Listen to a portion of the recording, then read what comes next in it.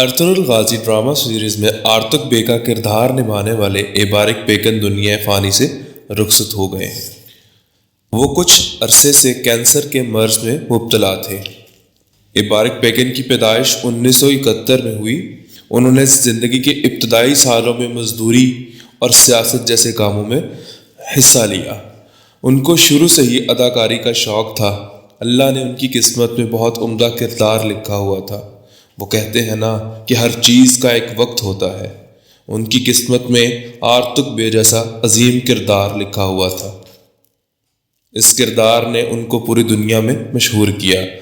آرتک بے نے Ertugrul Ghazi میں ایک طبیب کا کردار ادا کیا، جس نے مغربی سرحد سے ہجرت کر کے ارطغرل غازی کا ساتھ دیا اور ارطغرل غازی کے خاص آدمی بن گئے۔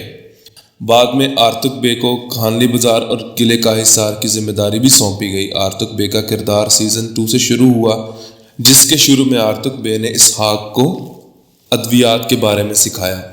آرتک بے وفاداری کی عمدہ مثال تھے۔ آرتک بے وفاداری نبھاتے ہوئے 5ویں سیزن میں آنکھوں سے محروم ہو گئے، مگر رازوں کو سینوں میں دفن رکھا اور بالآخر ان رازوں کی حفاظت کرتے کرتے اپنی جان بھی دے دی۔ آرتک بے کا کردار ارطغرل غازی سیزن میں ہمیشہ یاد رکھا جائے گا۔ ہماری سامعین سے گزارش ہے کہ ان کی بخشش کے لیے دعا کریں تاکہ ان کی آخری منزلیں آسان ہوں۔ وہ کہتے ہیں نا، نہ گوہر سکندر نہ رہی قبر دارا، مٹے نامیوں کے نشاں کیسے کیسے۔ خدا حافظ۔